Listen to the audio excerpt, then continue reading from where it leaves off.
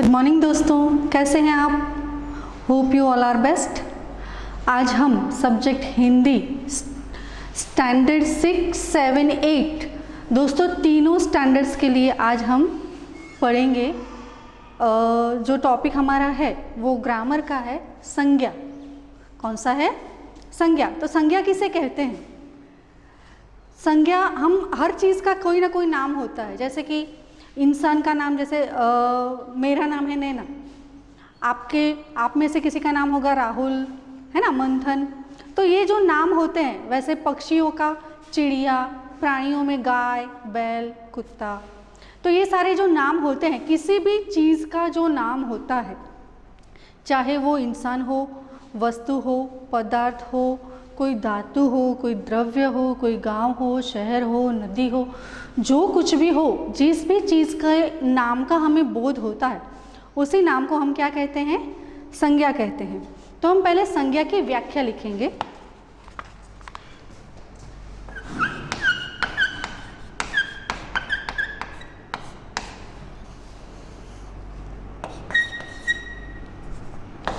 किसी व्यक्ति,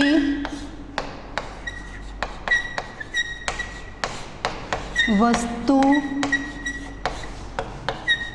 पशु, पक्षी, स्थान, गुण, भाव, अवस्था,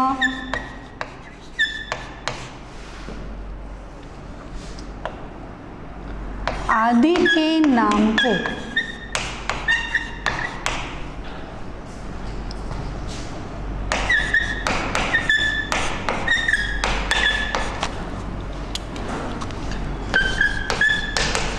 संज्ञा कहते हैं।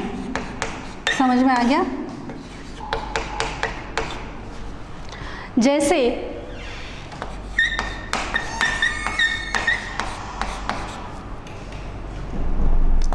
राम श्याम का मित्र है।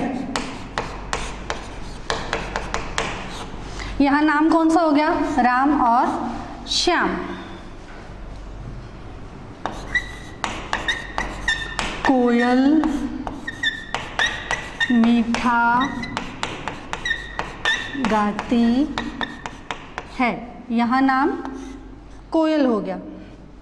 जैसे घड़े में पानी कम था, तो यहाँ घड़ा चीज़ का नाम हो गया, पानी द्रव्य का नाम हो गया, और कम है वो उसका प्रमाण बताता है, उसकी अवस्था बताता है। वे साहसी थे।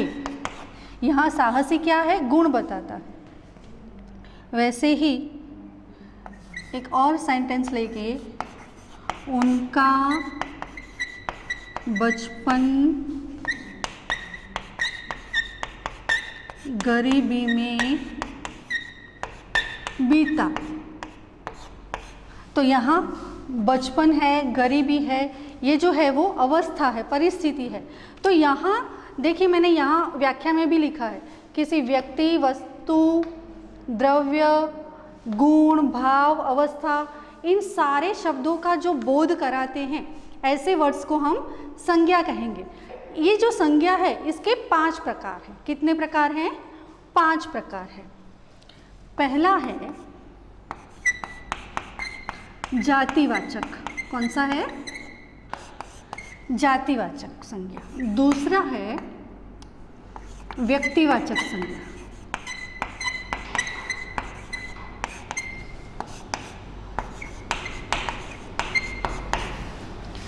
तीसरा है भाववाचक। चौथा द्रव्यवाचक, और 5वां समूहवाचक। ये 5 प्रकार है: जातिवाचक, व्यक्तिवाचक, भाववाचक, द्रव्यवाचक और समूहवाचक। अब पहला है जातिवाचक, हम इसके बारे में समझेंगे पहले।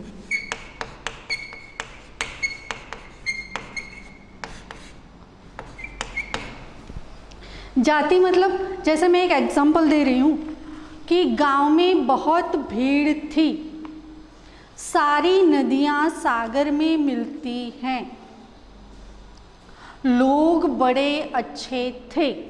तो यहाँ ये जो 3 सेंटेंसेस बोली कहा मैंने, वहाँ गांव तो यहाँ किसी पर्टिकुलर गांव का नाम नहीं दिया है, दिया है? नहीं दिया।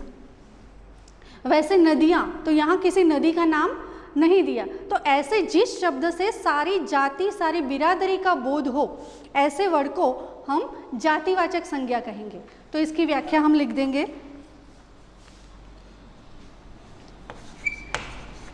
यह संज्ञा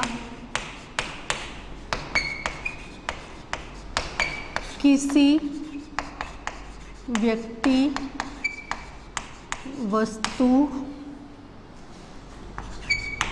या स्थान का नाम सूचित नहीं करती,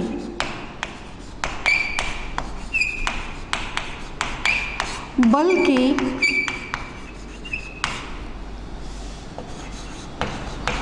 पूरी जाति का बोध कराती है।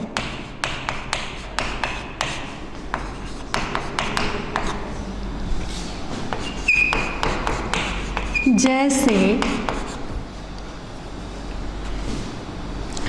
मैंने कहा कि गांव के पास एक संत रहते थे। यहाँ देखिए, किसी गांव का नाम भी नहीं है, किसी संत का भी नाम नहीं है। लोग नदी को माता मानते हैं। यहाँ नदी की बात की है, लेकिन कौन सी नदी है ये बताया नहीं है, किसी भी नदी का नाम नहीं है, यहाँ किसी गांव का नाम नहीं है। कोई भी गांव हो सकता है, कोई भी नदी हो सकती है। इसी तरह पूरी जाति का जो बोध कराए, ऐसी संज्ञा को हम जातिवाचक संज्ञा कहेंगे। अब दूसरा लेते हैं व्यक्तिवाचक। अब व्यक्तिवाचक मतलब, जैसे मैंने कहा, पहला सेंटेंस हमारा था कि राम श्याम का मित्र था। तो राम, हमें पता है कि कौन किसका मित्र है, यहाँ एक पर्टिकुलर नाम दिया हुआ है। तो ये जो है वो एक स्पेशल व्यक्ति का, विशेष व्यक्ति का बोध कराता है। जैसे गंगा नदी बहुत ही पवित्र है, तो यहाँ नदी का नाम दिया है, कौन सी नदी? तो गंगा नदी। दूसरा उदाहरण लेते हैं, हिमालय पर्वत बहुत ऊंचा है। यहाँ पर्वत की बात है, लेकिन कौन से पर्वत की बात है? हिमालय पर्वत की बात है। तो यहाँ किसी पर्टिकुलर वस्तु, व्यक्ति या पदार्थ के नाम का जब बोध होता है, तो ऐसे नाम को हम व्यक्तिवाचक संज्ञा कहेंगे।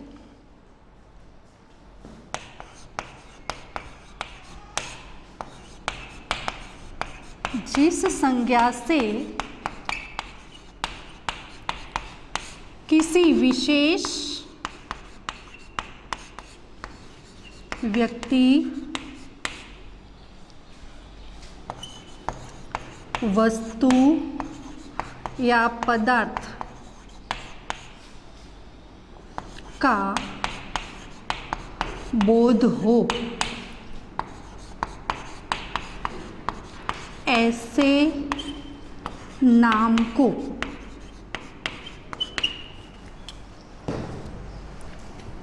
व्यक्तिवाचक संज्ञा कहते हैं।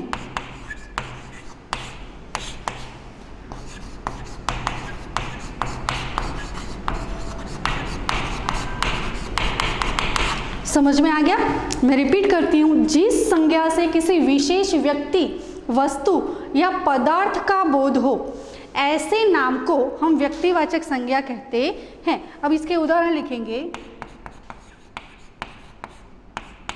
जैसे राम दशरथ के पुत्र थे।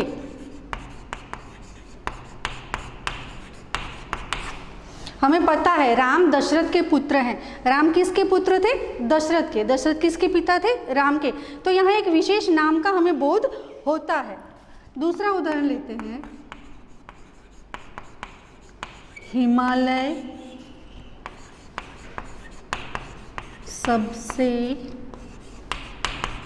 ऊंचा पर्वत है। यहाँ क्या हो गया? हिमालय। हमें पता है कि कौन सा पर्वत सबसे ऊंचा है। तो इस प्रकार हमें किसी पर्टिकुलर चीज़ का, किसी पर्टिकुलर व्यक्ति का बोध होता है तो उसे हम व्यक्तिवाचक संज्ञा कहेंगे। अब नेक्स्ट पे जा रहे हैं।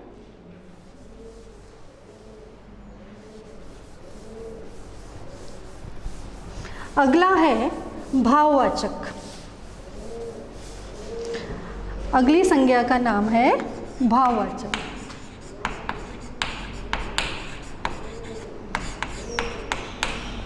दोस्तों इस संज्ञा से ये जो संज्ञा का प्रकार है वो हमारे हृदय के भाव को, हमारे गुणों को, हमारी अवस्था को प्रदर्शित करता है। तो ऐसे जो शब्दों का हमें बोध कराते हैं, जैसे कि खुशी, दुख, बचपन, गरीबी, वीरता, साहस, ये जो सारे शब्द हैं वो हमारे गुणों को, हृदय के भावों को प्रदर्शित करता है। तो ऐसे जो नाम होते हैं, ऐसे जो वर्ड्स होते हैं उसे हम भाववाचक संज्ञा कहेंगे। यहाँ हम इसकी व्याख्या लिखेंगे।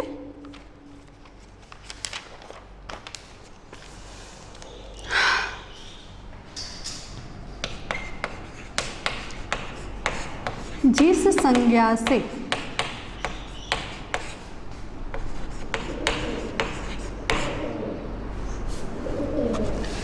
हृदय के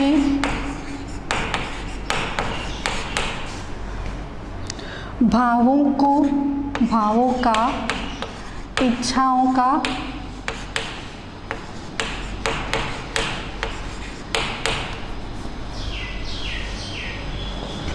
विचारों का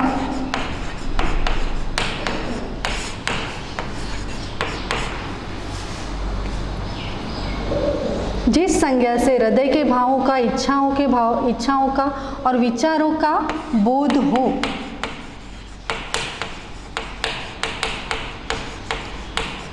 ऐसी संज्ञा को भाववाचक संज्ञा कहेंगे।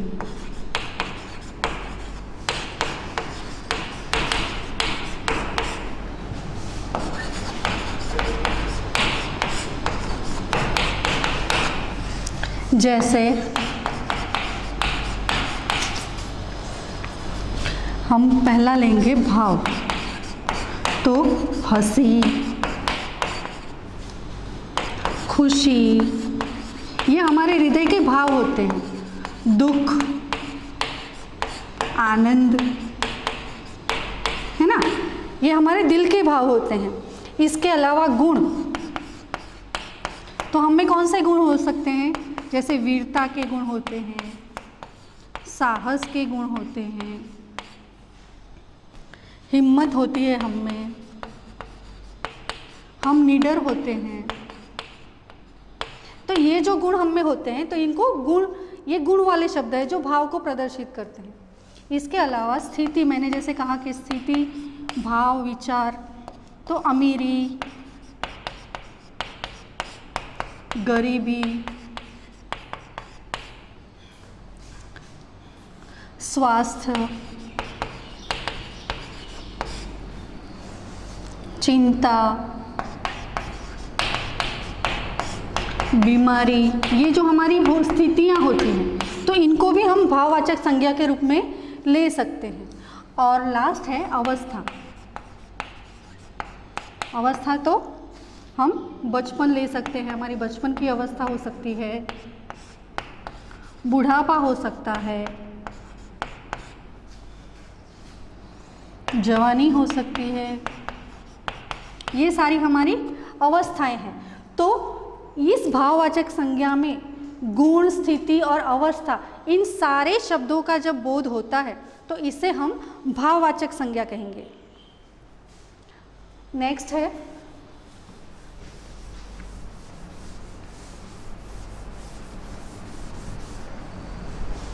द्रव्यवाचक संज्ञा।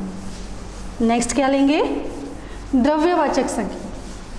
तो द्रव्य के नाम से ही हमें पता चल जाता है, हम साइंस पढ़ते हैं।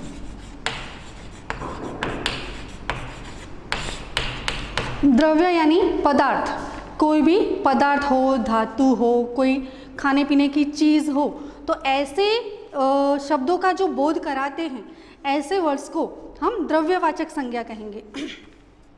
इसकी व्याख्या लिख लें।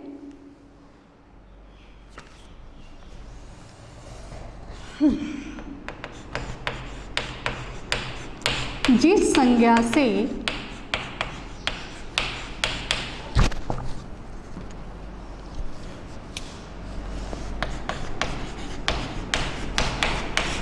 किसी खाने पीने की चीज का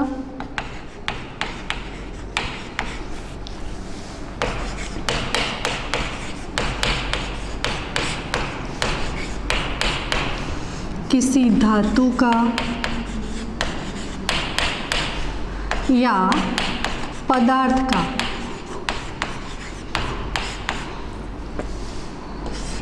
बोध हो,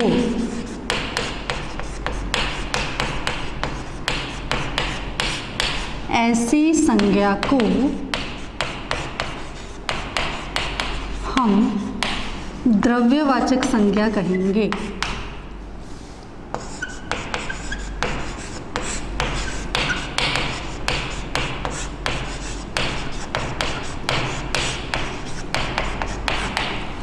अब यहाँ द्रव्य, जैसे मैंने कहा खाने पीने की चीज़, तो हम जानते हैं दूध, पानी, छाछ, रोटी, है ना, ये सारी खाने पीने की चीज़ है। तो एक उदाहरण लेते हैं, जैसे ग्लास में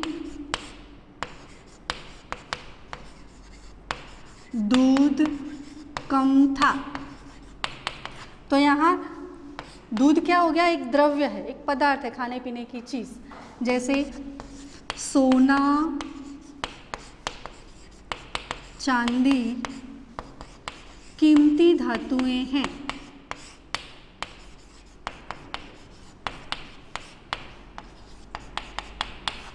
तो ये क्या हो गया? सोना, चांदी, ये भी एक धातु है। तो जिस शब्द से, जिस वर्ड से हमें किसी पदार्थ का बोध हो, किसी खाने पीने की चीज़ का बोध हो, तो ऐसे वर्ड्स को हम क्या कहेंगे? द्रव्यवाचक संज्ञा कहेंगे। अब लास्ट है समूहवाचक। अब यहाँ भी हमें नाम से ही पता चल जाता है, समूह। तो जिस संज्ञा से हमें किसी दल का, किसी समूह का, किसी ग्रुप का बोध हो, ऐसे वर्ड को, ऐसी संज्ञा को हम समूहवाचक संज्ञा कहेंगे। जिस संज्ञा से हमें किसी दल, समूह या ग्रुप का बोध हो, ऐसी संज्ञा को समूहवाचक संज्ञा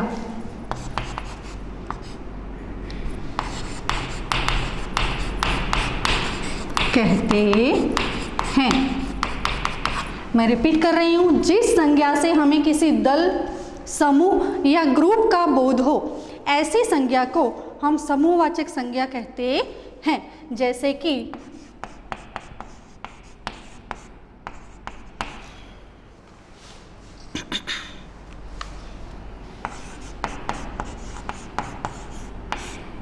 बाजार में बहुत भीड़ थी।